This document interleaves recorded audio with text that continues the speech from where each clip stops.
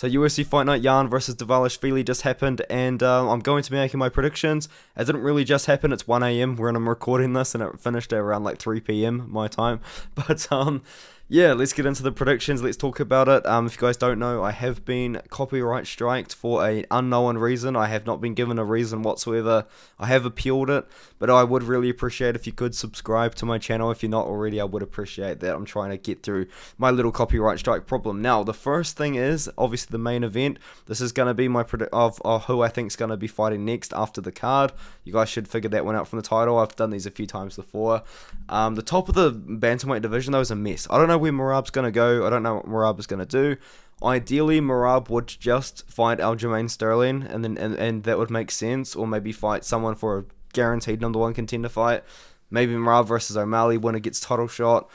I have absolutely no idea, like, whatsoever what they're going to do with Merab. Dana White did hint, though, that he's not happy with Merab not fighting Aljamain Sterling. If you do look at it from a company perspective, there's a fighter on your roster that is going to force your champion to fight in a different division. You know, that is not a good look for a company standpoint, or even a professional standpoint at that as well. Dana White is not happy about it. He said that he's walking on a dangerous path. So if this Merab Aljamain Sterling thing gets serious, maybe Merab just fights in Bellator or something, or 1FC, and just wins the belt there. But I think what's going to happen, I've got no idea what's going to happen, dude. I think Merab's even talked about moving to flyweight. I actually don't have an answer for the top of the division, because Merab has probably earned a title shot at this point, but he refuses to fight for the belt. It's going to be interesting to see what happens at the top of the bantamweight for sure. And even then, O'Malley has arguably earned a title shot himself. Chito Vera has arguably earned a title shot if he beats Corey Sandhagen. The top of bantamweight is a mess. Aljamain Sterling better start fighting often. If he beats Cejudo, we need him right back in there in 3 months' time after that, dude. This bantamweight division needs to get sorted out, I guess, in a way. But we move on. Alexander Volkov beat Romanov. Romanov gassed out 45 seconds into the first round. Everyone's going on about a cage grab. I've only seen the fight once. I only saw it when I was watching it live. And I was watching it live on my phone because my laptop's getting repaired. So I didn't see the cage grab. I might have to watch it back. But it was a pretty good performance for Volkov. I think that if you look at the rankings and the heavyweight rankings, Alexander Volkov is ranked number 8. He beat number 14. Do I think he's going to move up rankings? Not really. Even if he does, he probably will just move up to number 7 because he's lost to Aspinall before. I think Volkov versus Spivak makes a lot of sense rankings-wise. Spivak is a big up-and-coming guy right now who just fought a very experienced fighter in Derek Lewis. Volkov is another very experienced fighter, and to be fair, Volkov could be a guy that could make a title run in 2023 if he beats Sergey Spivak and then maybe fights someone like Tai Tuivasa and beats him. We could see Volkov like in the title picture at the end of the year. That would be pretty crazy. But I do have Volkov versus Spivak. I think it's pretty obvious. I'm pretty sure UFC's going to do that. It just makes sense. Nikita Krylov beat Ryan Spann in a crazy fight, grappling fight as well, which was interesting. If you look at the rankings again, look at the light heavyweight rankings, it does get a little bit jammy. At the top, I know you can't see too much because of my overlay, but he's number 6. He just beat number 8. He deserves to fight up. Smith has a fight booked. Blachowicz and Ankalaev, I don't know, I think they're going to rematch maybe. Alexander Rakic is probably going to return around here. I believe he got injured over a year ago now, and I think he's going to be ready to go. Sorry, it's about 10 months ago he got injured, so he's probably going to be ready to go in a couple months' time.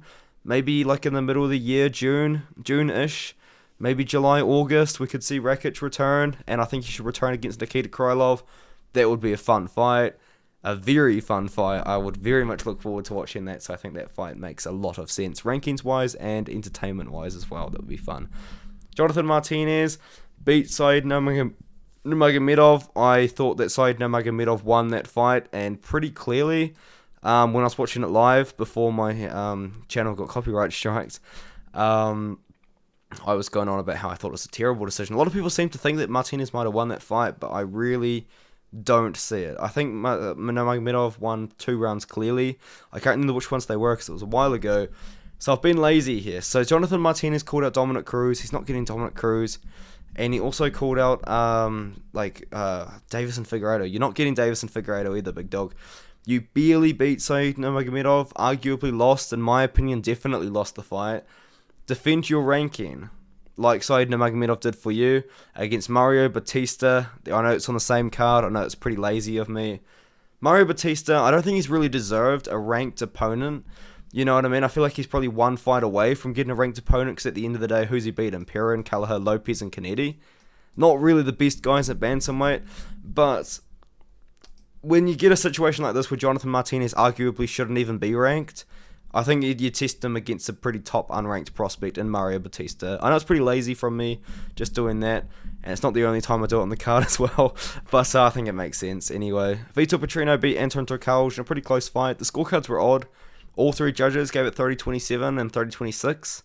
I thought it was 29-28 Petrino. I think it was the second round Turkalj dropped Petrino and also out-grappled Petrino. So I think you could argue Anton Turkalj getting the second round pretty clearly, and then Petrino won the third and the first.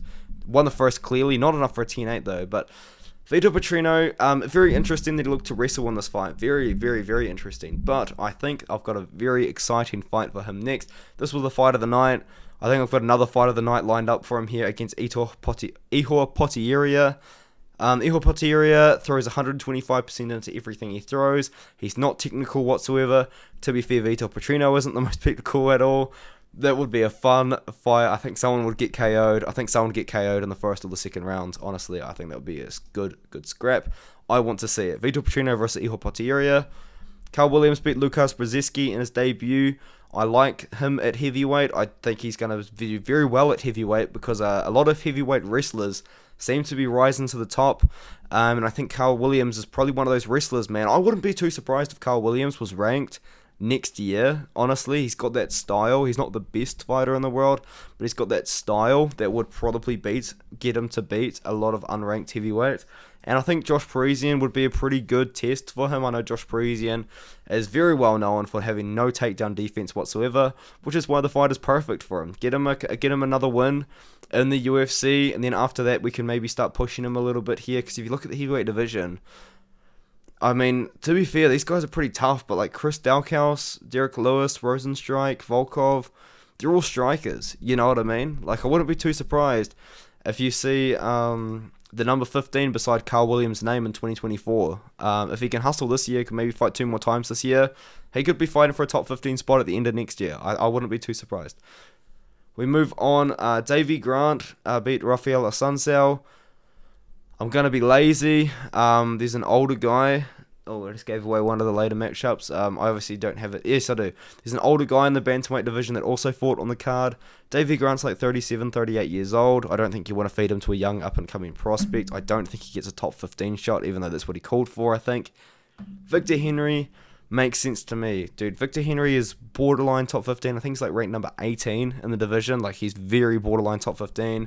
He just beat Tony Gravely by close decision. I thought he won it pretty clearly, but he beat Tony Gravely anyway.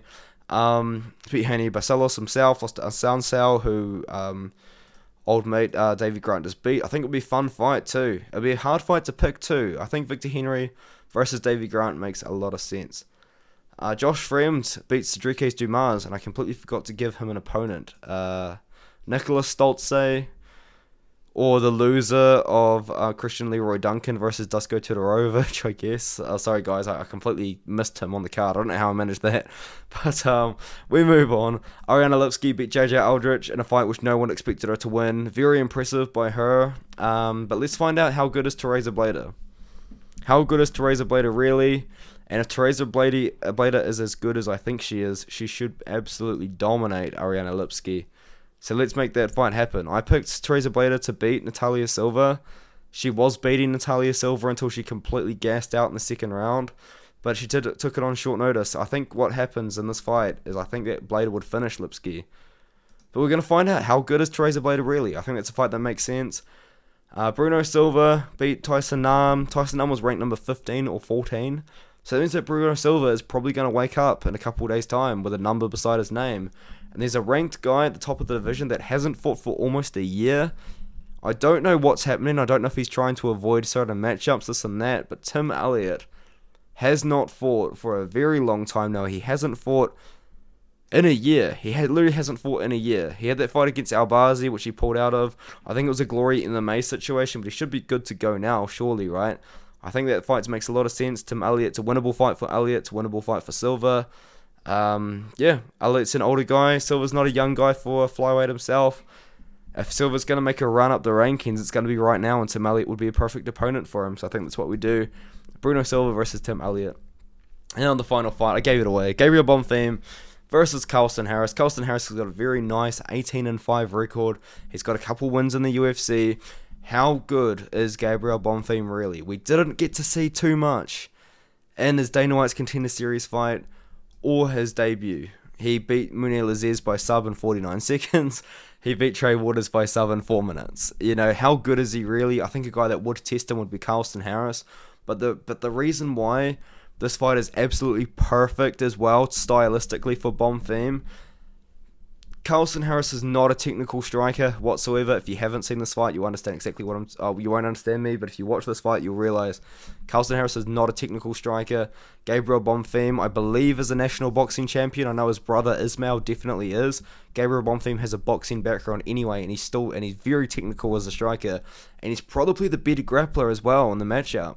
I think it would be perfect for Gabriel Bonfim to really test his skills. How good is Gabriel Bonfim really? We used Carlson Harris to find out how good Shavkat Rakhmonov is really. Let's use Carlson Harris to find out how good Gabriel Bonfim is really. A perfect stylistic matchup for Bonfim. It makes a lot of sense as well. Harris is a very experienced guy. He's got a good record as well. It'd be a good guy to test Gabriel Bonfim against. I think it makes a lot of sense.